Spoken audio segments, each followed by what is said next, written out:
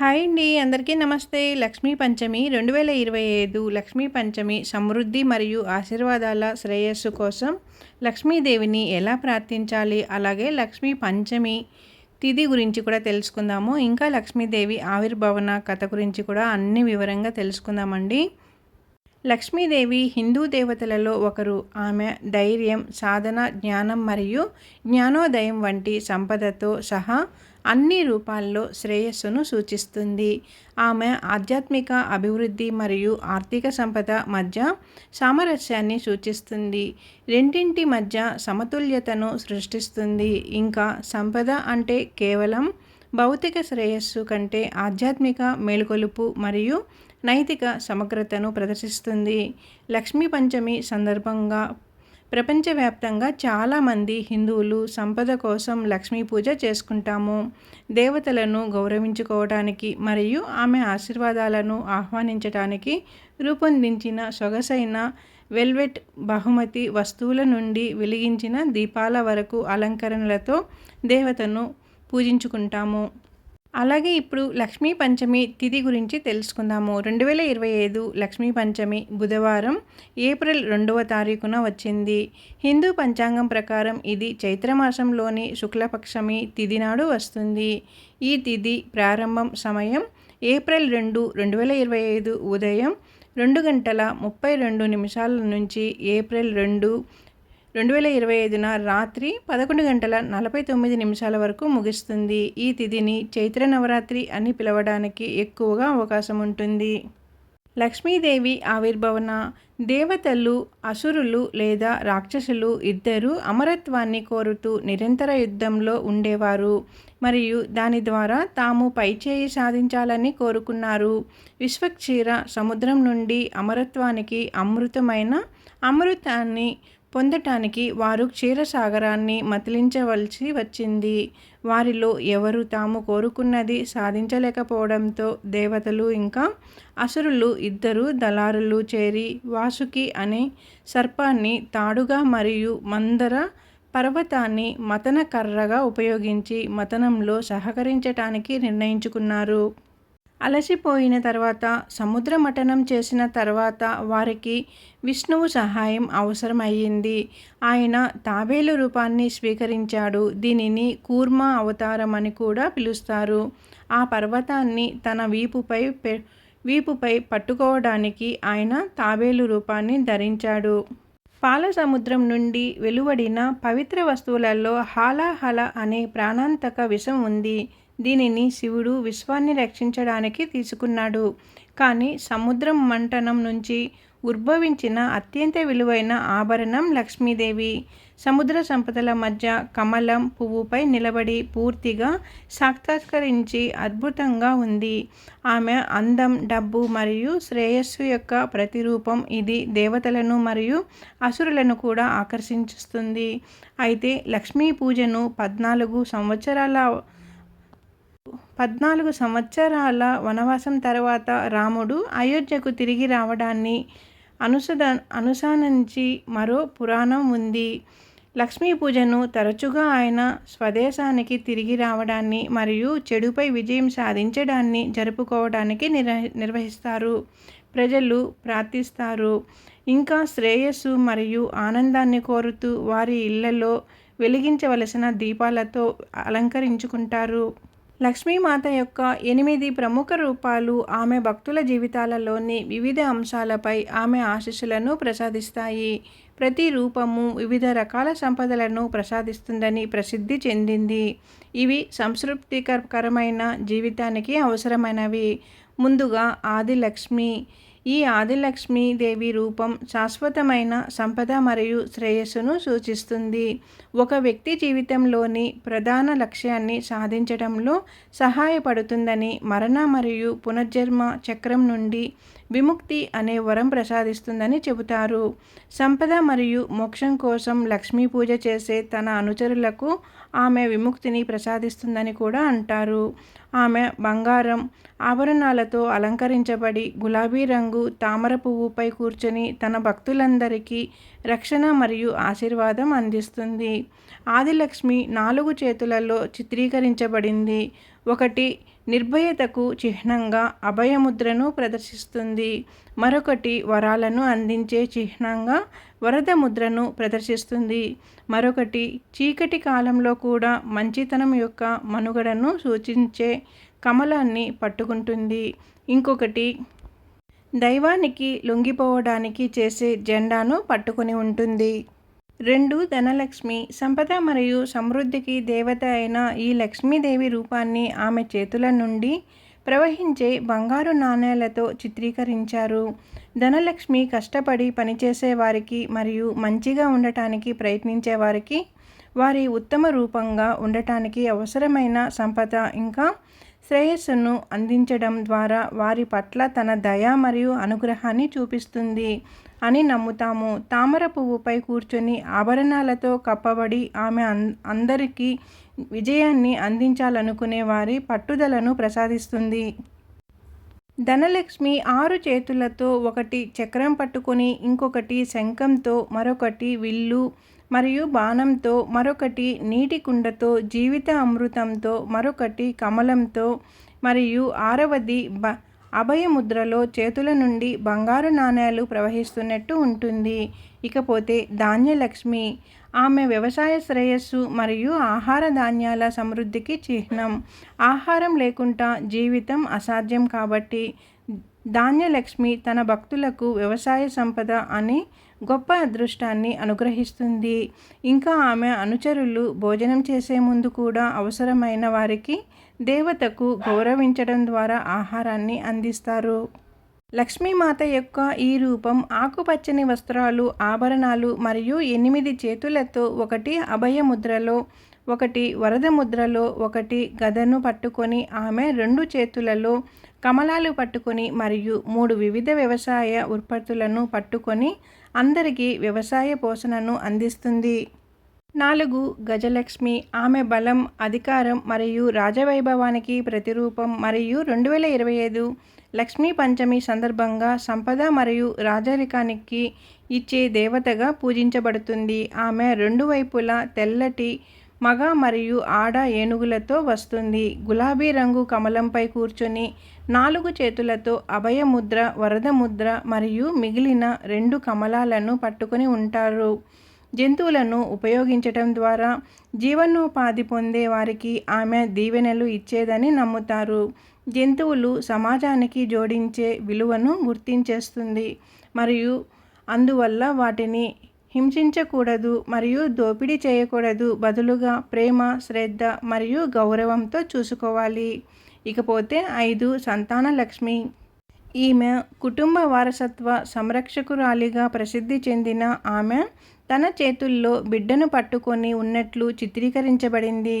ఆమె సంతానోత్పత్తికి ప్రతీక మరియు ఆరోగ్యకరమైన మరియు సంతోషకరమైన పిల్లలను పెంచడానికి అవసరమైన వెచ్చదనం ఇంకా సంరక్షణను ప్రసాదించమని జంటలు ప్రార్థిస్తూ ఉంటారు. బంగారు ఆభరణాలు మరియు పూలదండతో అలంకరించబడిన ఆమె సాధారణంగా 6 చేతులతో 2 నీటి కుండలను పట్టుకొని, ఒకటి కవచాన్ని పట్టుకొని, ఒకటి కత్తిని పట్టుకొని, ఇంకొకటి శిశువును పట్టుకొని మరియు మరొకటి అభయముద్రలో వెచ్చదనం మరియు సంరక్షణను ప్రసాదిస్తూ రక్షిత తల్లి యొక్క క్రూరత్వాన్ని సూచిస్తుంది. 6 వీరలక్ష్మి, ధైర్యం, శౌర్యం మరియు అంతర్గత శక్తి యొక్క ప్రతిరూపం. ఆమె తన భక్తులకు భౌతిక మరియు ఆధ్యాత్మిక జీవితంలో అడ్డంకులను అధిగమించడానికి అవసరమైన శక్తిని ఇస్తుంది. ఈ రూపంలో లక్ష్మి కమలాలు మరియు బంగారు ఆభరణాలతో కప్పబడి నిర్భయ దేవతగా చిత్రీకరించబడుతుంది. ఆమెకు 8 చేతులు ఉన్నాయి అని వివిధ ఆయుధాలను పట్టుకున్నాయి.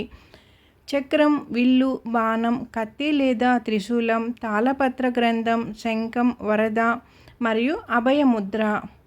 ఇకపోతే 7 విద్యాలక్ష్మి, ఆమె అభ్యాసం మరియు స్వీయ వృద్ధి ప్రయాణానికి ప్రాతినిధ్యం వహిస్తుంది. ఇది ఒక వ్యక్తి యొక్క సామర్థ్యాన్ని అన్లాక్ చేయడంలో సహాయపడుతుంది, తద్వారా వారు భౌతిక మరియు ఆధ్యాత్మిక విజయాన్ని సాధించగలుగుతారు.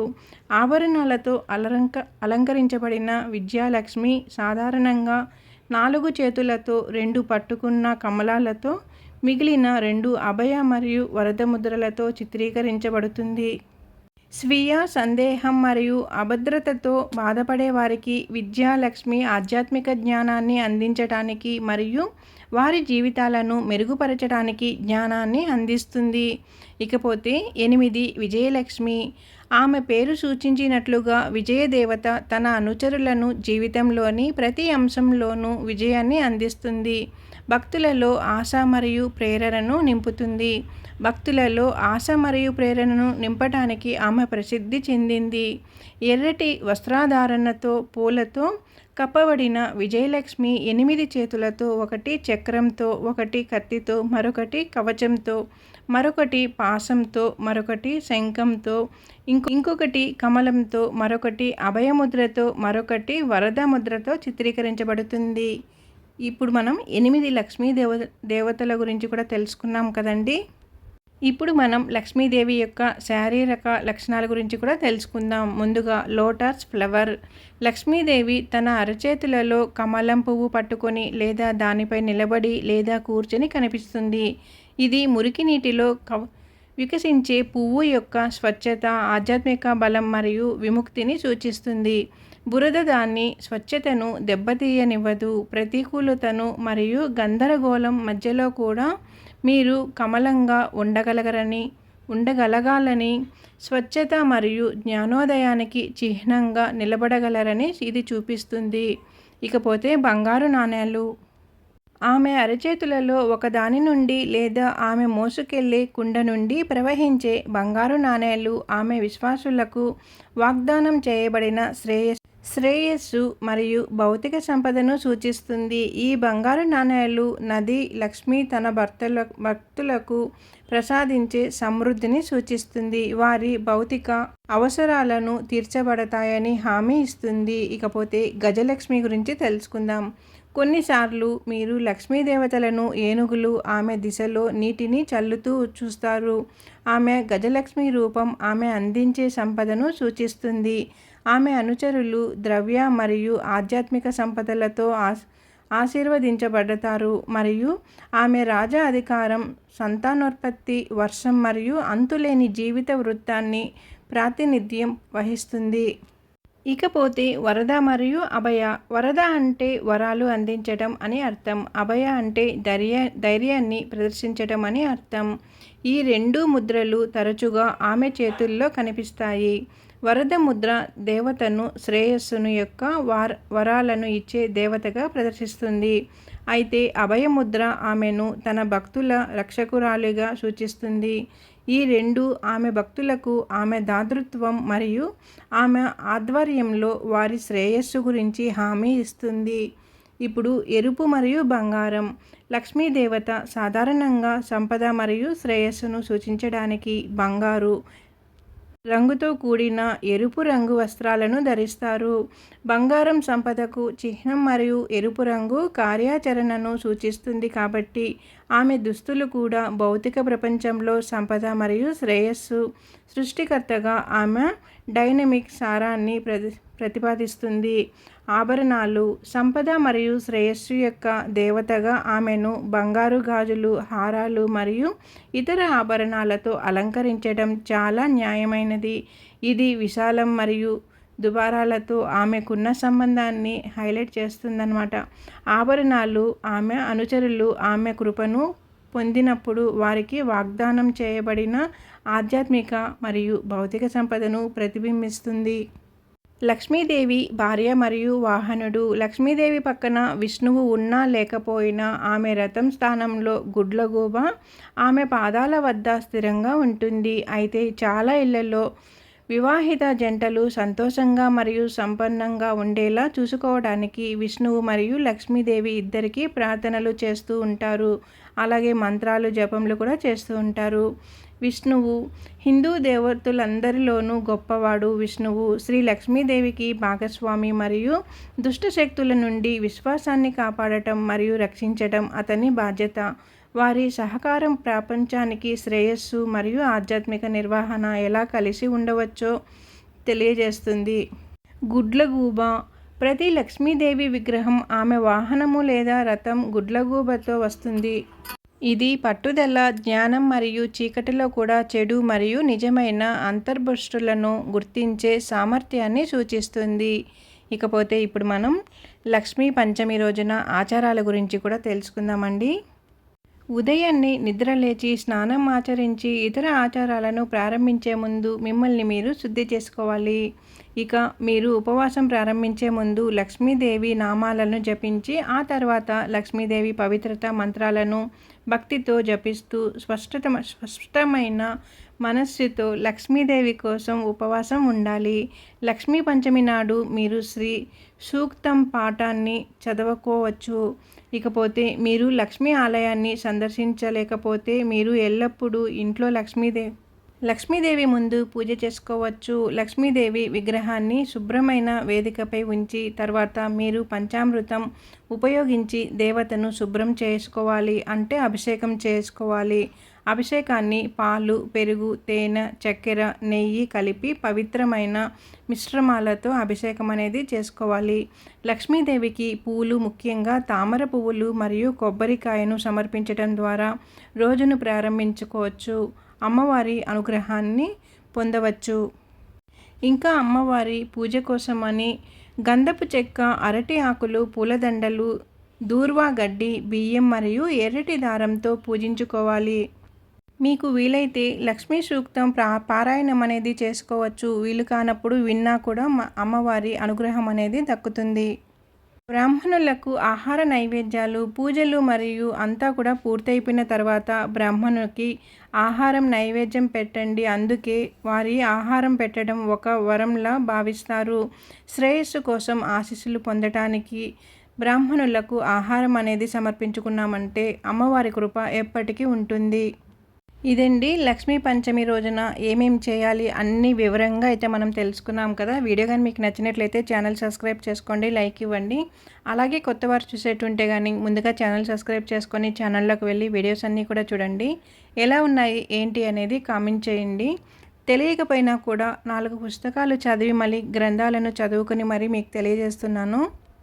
ఈ రోజున లక్ష్మీ పంచమి రోజున అమ్మవారిని మనస్ఫూర్తిగా ప్రార్థించుకొని అమ్మవారి కృప పొందుదాము. ఇంట్లో పూజ చేసుకోలేని వారు అమ్మవారి ఆలయానికి వెళ్ళి కూడా అక్కడ కూడా పూజ అనేది చేసుకోవచ్చండి. చాలా మంచిగా జరుపుకుందామండి పూజ అనేది. అమ్మవారి కృప ఎప్పటికీ మనపై ఉండాలని ఆశిస్తూ ఉన్నాను. ఓం శ్రీమార్తేయ నమః. ఓం శ్రీమార్తేయ నమః. ఓం శ్రీమార్తేయ నమః.